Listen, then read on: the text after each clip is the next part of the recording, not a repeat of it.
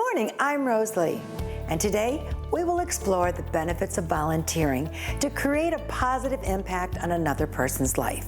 It also impacts the volunteer by developing a more positive outlook on life through humanity for the greater good of all.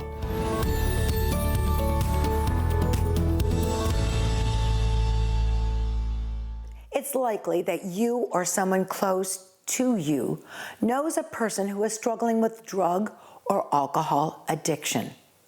With nearly 21 million people currently suffering and 23 million plus living in long-term recovery, addiction to alcohol and other drugs impacts 1 in every 3 households in America. Joining us this morning to share resources from the new Addiction Resource Hub to help those suffering from addiction is James Hood, co-CEO of Facing Addiction with the National Council on Alcoholism and Drug Dependence. Good morning, James. Good morning, Rosalie. Thank you so much for having me. Sadly, I know 2 young people who suffered from opiate addiction, and one took his life at the beginning of this year. And another young woman continues to fight addiction and is in and out of treatment programs with no success. So tell us, James, what defines addiction? Well, I'm terribly sorry for your loss and your struggles, and I share that. I lost my oldest boy, Austin, 5 years ago, just before his 20th birthday, so I understand. Briefly, addiction is a chronic, relapsing brain disease, and I think, Rosalie, the emphasis is on disease. As ugly as this thing gets, it is still an illness. Nobody wants to get it. Nobody tries to get it. So why are some people at higher risk of becoming addicted? Is it mental health issues? Is it genetics? What is it? Well, it's a good question. It is a combination of those for sure. About 50% of addiction can be explained by genetic factors. Childhood trauma, divorce, abuse is a huge predictor. But there's also a wild card. Why do some get cancer, heart disease, diabetes? Why is addiction to alcohol and other drugs such an overwhelming epidemic in America? Again, many factors, but I would say the stigma, the misinformation, the misperceptions that surround this issue have kept it in the shadows for so long. So the stigma, and then the lack of a national organization, as I just addressed, that we were trying to create, and bluntly, a lack of funding. Cancer and heart and other illnesses raise billions of dollars a year to turn the tide against them. We need to do the same with addiction. People who care about this issue, I would ask humbly, should donate to help fight this thing that is eating America alive. Tell us why the National Council on Alcoholism and Drug Dependence has created the Addiction Resource Hub. Everybody knows somebody who's addicted, and nobody knows how to help them, basically. Nobody knows where to turn. So we've created this definitive resource.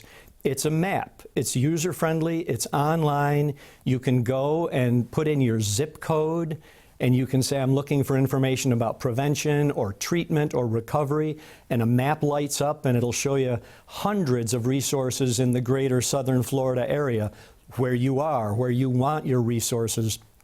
They're vetted, they're unbiased. There's already 50,000 resources there, and we're adding hundreds, literally hundreds, every week. Nothing else has ever been created like this. How do your support services help those overcome the stigma associated with addiction? It helps. There's no simple answer, but anytime you can give people hope and help, make them understand they're not alone, make them understand they're suffering from an illness they didn't want to get, those things help overcome stigma, as well as educational campaigns. But yes, anytime you can give people hope and help, it overcomes stigma. What can family members and friends of those suffering from addiction do to help advocate for prevention, intervention, treatment, and recovery? Well, honestly, supporting an organization like Facing Addiction with NCADD, however you choose, is enormously helpful for the cause broadly. More specifically, families have to know this thing can happen to them. 1 in 3 households, like you said, they need to talk openly. They need to be alert to the fact that this can impact their children. And starting at home to watch out for this is really the first step. All right, so where can our viewers learn more? So easy and free. You go to resources.facingaddiction.org and you'll see the map. And those who might wish to donate can simply go to facingaddiction.org, and we would be forever grateful. Thank you, James, for joining us this morning to offer resources to those suffering and recovering from addiction and sharing your personal loss of your son. Thank you so much.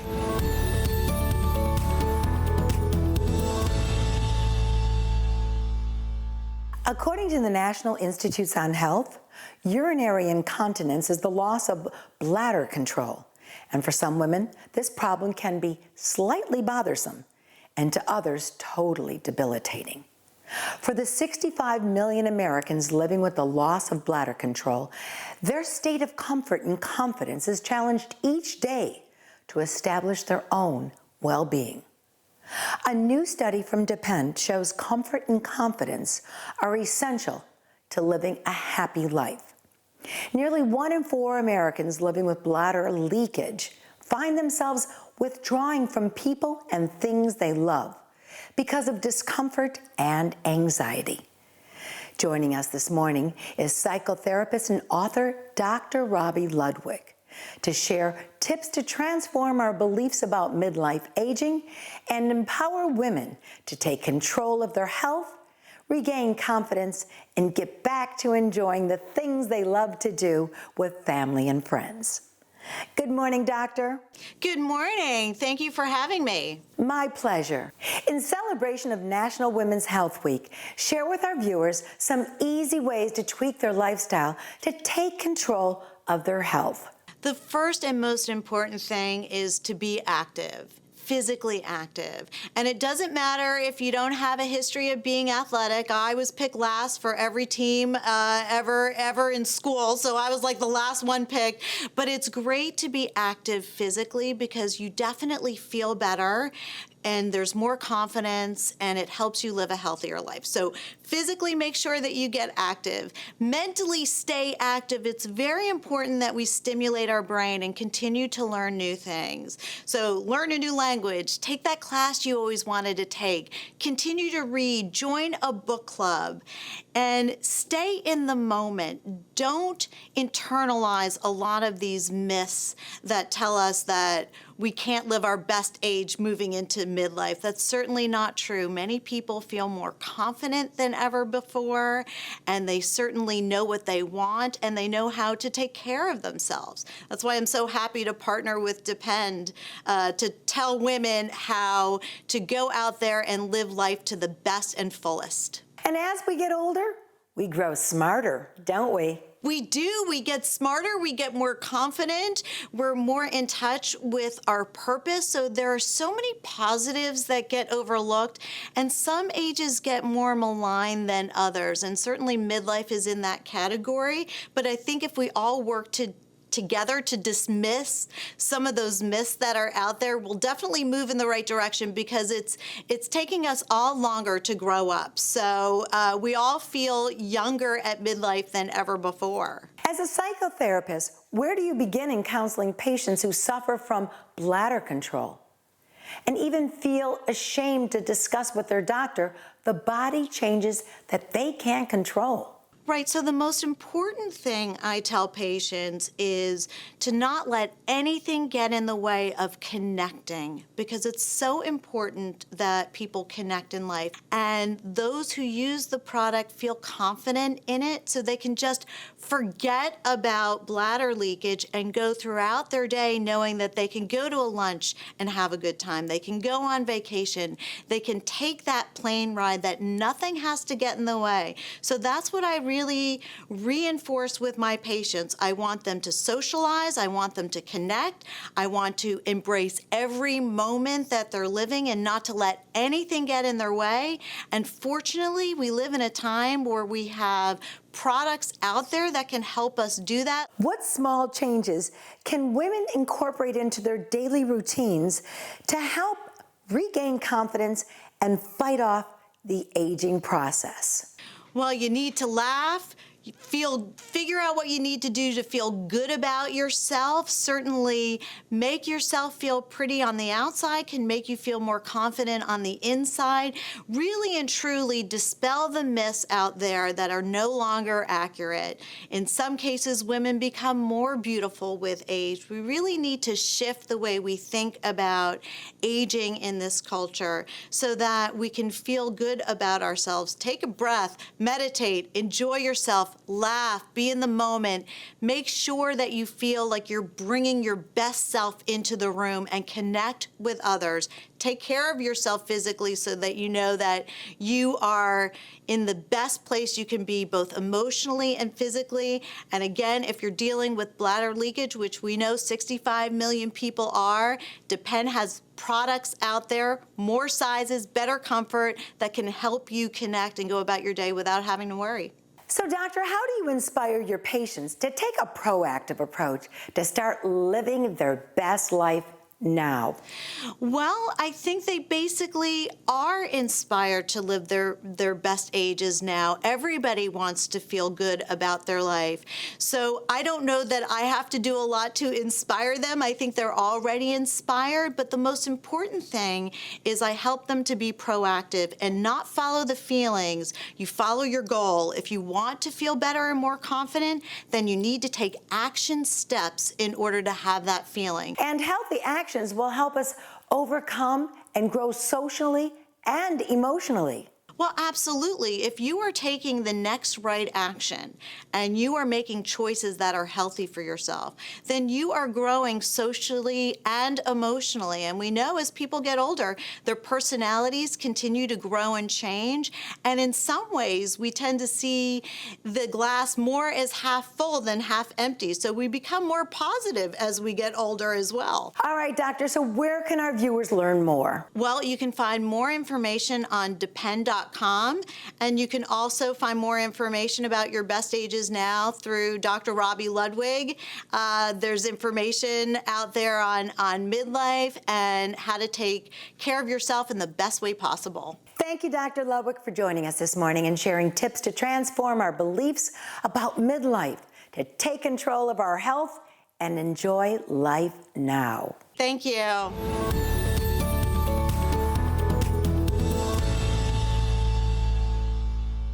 The world witnessed a historical moment in our lives as the U.S. Embassy moved its address from Tel Aviv to Jerusalem, a capital city claimed by Israelis and Palestinians, and one of the most multifaceted religious sites in the world that represents Jews, Muslims, and Christians. Here to discuss this significant move and why Israel is important to Christians is the CEO of the Christian Broadcasting Network, Gordon Robertson. Good morning, Gordon. Good morning. It's great to be with you. Great to have you back. Why is the embassy's move so important to Christians? Well, I view it as a fulfillment of prophecy. When you look at Micah chapter 4, Isaiah chapter 60, it talks about the nations coming to Zion, coming to the mountain of the Lord, and that's Jerusalem. So the recognition finally, after 50 years since the Six-Day War, 51 years, for the U.S. Embassy to finally relocate to Jerusalem is a wonderful thing, and something that I think Christians around the world should celebrate, and other countries should follow suit. Here's the reality of it. If you take it out of, just in the natural international relations, Israel's a sovereign state. As a sovereign state, it gets to select the city that is its capital. And Jerusalem has been the capital of Israel, selected by Israel for decades. It's the only one in the world where the other nations of the world don't recognize that. So for me, it's high time the U.S. moved. It's high time the nations of the world recognize that Israel is a sovereign state and Israel has the right to choose its capital. How will the U.S. benefit? I actually think it will be key to bringing peace to the Middle East. when you take the Jerusalem card off the table, and many commentators have talked about this, that by taking the Jerusalem card off the table, then you're actually forcing a negotiation. There's been strife for 70 years. Israel declared its independence 70 years ago today, and the surrounding Arab nations declared war. So we've been at war with Israel for 70 years, and well, they have been at war with Israel for 70 years, and it's time to take that off the table. The second piece that needs to happen at this point, and the Trump administration is moving towards it, is let's stop the fiction that there's still refugees from 1948. And the UN Relief and Works Agency, UNRWA, the Trump administration is already moving to defund that. But essentially what that does is keep Palestinians in refugee camps as opposed to let's have productivity, let's get out and have jobs, and let's work for an economy. And UNRWA is the next step to sort of moving this towards peace. The third one would be, are the Palestinians serious about a state? And are they building a state, or are they just trying to wage war with Israel? And that's one for the Palestinian people to decide, and I hope they decide it quickly. Tell us about the new documentary you've released, To Life: How Israel Volunteers Are Changing the World. Well, it's been 3 years in the making. The idea was actually 5 years ago. How do we celebrate the 70th anniversary of Israel? And one of the things I wanted to do was show a story, a side of Israel that most people didn't know. Here's a nation, tiny nation, the size of New Jersey. But since 1980, Israel has provided humanitarian relief to over 140 countries around the world. That's a story most people don't ever hear. They hear a lot about occupation, they hear a lot about suicide bombers, they hear a lot about terrorist attacks. But in the middle of all of that, Israel is taking it to heart that they are to be a light to the nations. And so we sent video groups, video teams embedded with the humanitarian teams. So you really have a you are there approach to this film. You're going to be right in the middle of the relief work. And we followed the Israeli Defense Forces as they set up a mobile hospital in Nepal to help the earthquake victims. We followed IsraAid as they're providing relief on a Greek island to refugees from the Syrian war. We're with Save a Child's Heart. You're right there in the heart surgery as Palestinian children are getting free heart surgery from Israelis. Innovation Africa, providing wonderful solar power, water wells, drip irrigation technology to African villages, taking them from starvation to the ability to grow their own food, have electric lights, have a hope, have a future. So this is a story most people haven't heard. And for me, producing the film, I was surprised how much the Israelis identified with a verse from Isaiah. It's Isaiah 49, verse 6. I will make you a light to the nations. So when you ask them, why are you doing this humanitarian work? Well, they say, well, we have to. We're supposed to be a light to the nations. So here's Israel under regular condemnation from the UN, under continual warfare from its neighbors, but they're still reaching out with love. They're still saying, we want to be a light to the nations. We want to do humanitarian work. And this documentary will show you that and take you right into the middle of the action. Once you began closely examining the work of Israeli volunteers and service organizations around the world, what surprises did you find? The absolute surprise was how much they identified with that verse in Isaiah. I thought I knew about a Hebrew phrase, tikkun olam, which means repairing the world. I thought I was going to hear a lot about that, that, you know, to whom much is given, much will be required. I thought I was going to hear statements like that. I didn't hear that at all. What I heard was, we're to be a light to the nations. And it was amazing to me that regardless of religious belief, whether they were secular Jews or observant Jews or weren't Jews at all. Israelis said, we're to be a light to the nations. In one of the segments of the documentary, there's an Arab Christian Israeli, and she's working with IsraAid helping Syrian refugees. And it was amazing to me. Here she is. She says, I'm a minority within a minority, but I'm Israeli, and I'm here making history. I want to be a part of making history. So they take it to heart. This isn't something that you can make up.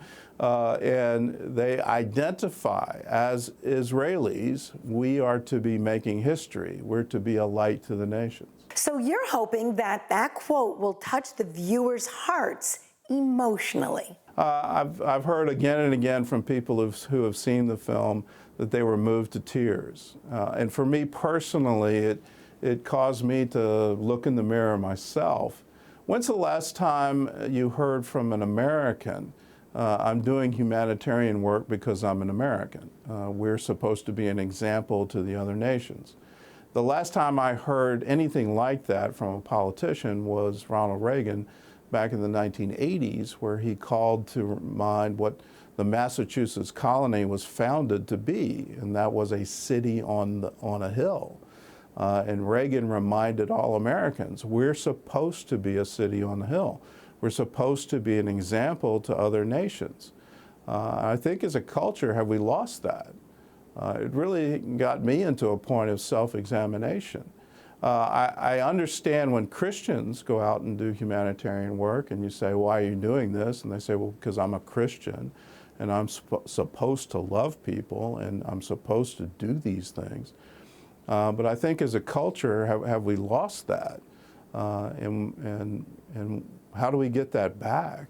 It's been a while that I've heard of people volunteering for the Peace Corps or these kinds of efforts. And is that something that we've lost that we really need to recover? So Gordon, do you think this documentary will change the political impact on the boycott, divestments, sanctions, as well as anti-Israel movements? Well, I wanted to change the narrative. When people talk about boycott, when they talk about sanctions, divestment, and things of that nature, would they consider, do you understand what Israel is doing? Do you understand the humanitarian relief coming out of that country? Why would you ever want to boycott a country that is doing so much good in the world? This needs to be part of the narrative. This needs to be shown to the United Nations. This needs to be shown around the world. I think it completely changes the discussion when you understand exactly what Israel is doing. You get the full picture. So that's my intent. That's what I want to do is change the narrative. After changing that narrative, what connection or message do you hope people will take away from this documentary? Well, what I hope is they catch the light and they understand I can do this too. I can be a light to the nations. Israel is showing us a shining example. And what I hope is when people see the movie, they say, I want to do that too. I want to help people. I want to be a part of changing the world for the better. And so what I hope is it gets really infectious and people around the world get the idea, let's go out and help people. So it's not all about me mentality? Yes, it's not about my personal happiness, which I think has become a goal of American culture.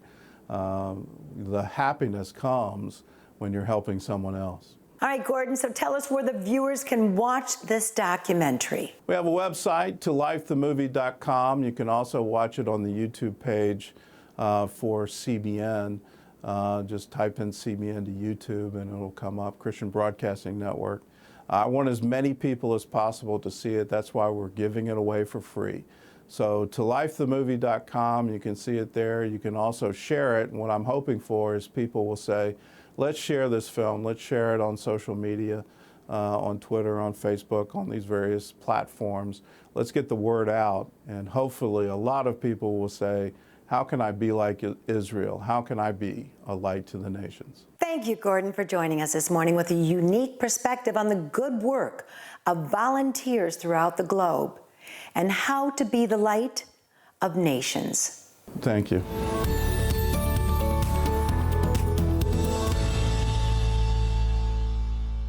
Together, Americans can volunteer to assist others in creating health research breakthroughs. Dr. Francis Collins is the director of the National Institute of Health. His concern is that modern-day medicine has not taken into account individual differences and different minorities' environments. The National Institute of Health has created All of Us, a research program that together we can all help build a fundamental base of knowledge in healthcare to help understand how humans stay healthy or get sick. This is an unprecedented national adventure where we're asking 1 million people as volunteers to help us understand what keeps people healthy and how can we best manage illness if it happens. And it's about all of us. Eric Dishman is the director of the All of Us research program at the National Institute of Health. He leads the agency's efforts to build a national research program of 1 million or more U.S. participants to advance precision medicine. The All of Us research program is among the most ambitious data-gathering efforts in medical history. All of Us will serve as a national research resource over a variety of health conditions. I mean, without health research, we wouldn't have health cures. And one of the big challenges for the All of Us research program is to make sure that we reach those who have been left behind in traditional research. There are many communities, depending on age, race, and ethnicity, rural parts of the country who just haven't been included in health research. Thus, they're often left behind in some of the cures. So a big focus for us is to say, include everybody, and that's the name, All of Us. This is not just going to go down in the medical books. This is going to go down in the history books. The country has never brought this many people from this many backgrounds together and said, we're going to accelerate research for healthcare, and that's going to accelerate the cures and make sure it's kind of get rid of the era of one-size-fits-all medicine and really make it so it's customized to you as a unique individual. Learn more about precision medicine and its innovative approach to disease prevention and treatment. Take the time to learn how the future of health begins with you. Visit joinallofus.org.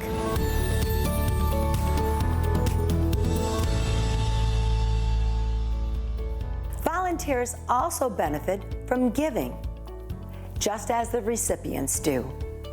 Volunteers receive an increase in self-confidence, self-esteem, and a more positive outlook on life. Share with us your sense of accomplishment and pride by volunteering as a light of hope at facebook.com/Rose Lee Show. And follow us on Instagram at The Rose Lee Show. And watch this episode and many others here on Discovery Life or 24/7 at RoseleeArcherShow.com. Thanks for joining us this morning, and we look forward to seeing you soon. The proceeding was a presentation for The Rose Lee Show. The views and opinions expressed in this program are not necessarily those of this station.